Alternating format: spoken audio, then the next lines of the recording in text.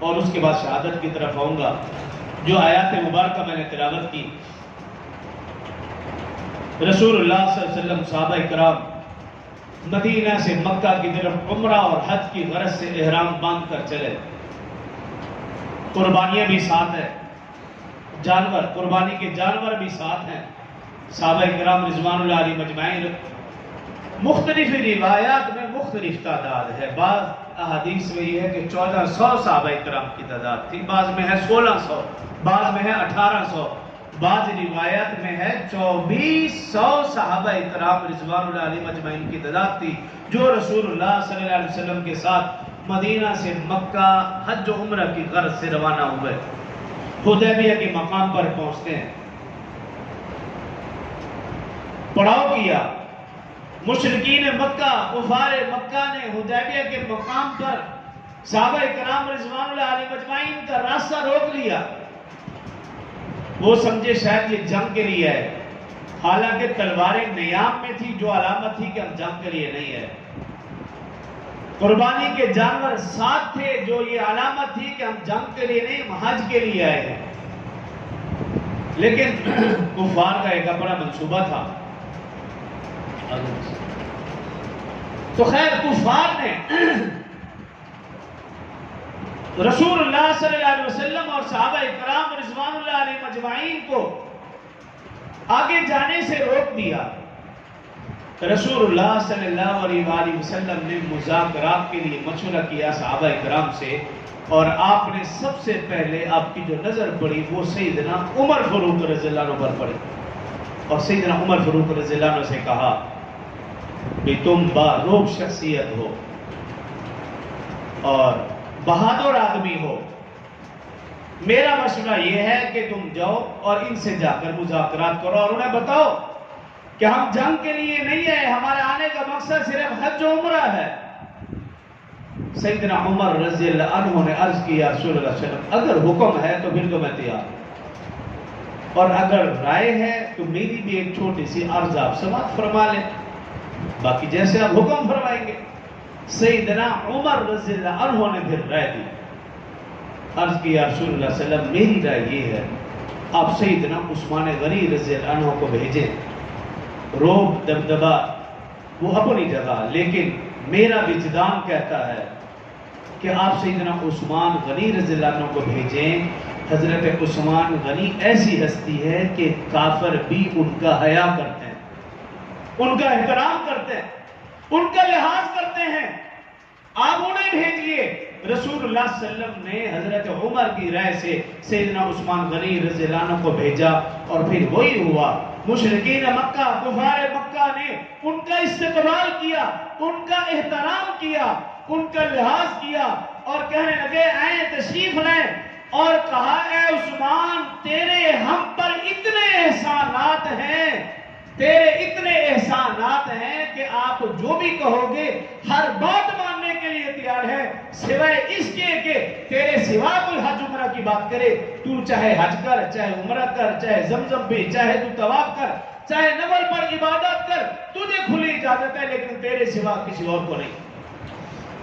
اس وقت کے کفار بھی عثمان غنی کا حیا کرتے تھے، اتنے احسانات تلے دبے ہوئے، لیکن آج کا نام نہاد مسلمان بلکہ بھائی مان، وہ عثمان غنی رضی اللہ عنہ کی شہادت پر عید منائے، خوشیاں منائے، عید غدیر منائے، مٹھائیاں بانٹے، شیرینی بانٹے، سبینے لگائے۔ تجھ سے بدبخت اس کائنات میں بڑا ہے ہی کوئی؟ تجھے معلوم ہی نہیں کس ہستی کی شہادت ہے اور تو اس کی شہادت پہ خوشیاں منا رہا ہے۔ جب ہماری عید تھی، مسلمانوں کی عید تھی، تب تجھے پتہ ہی نہیں، تو نے لباس نہیں پہنا، تو نے عید نہیں پڑھی، تیرے ہاں قربانی کا تصور ہی نہیں۔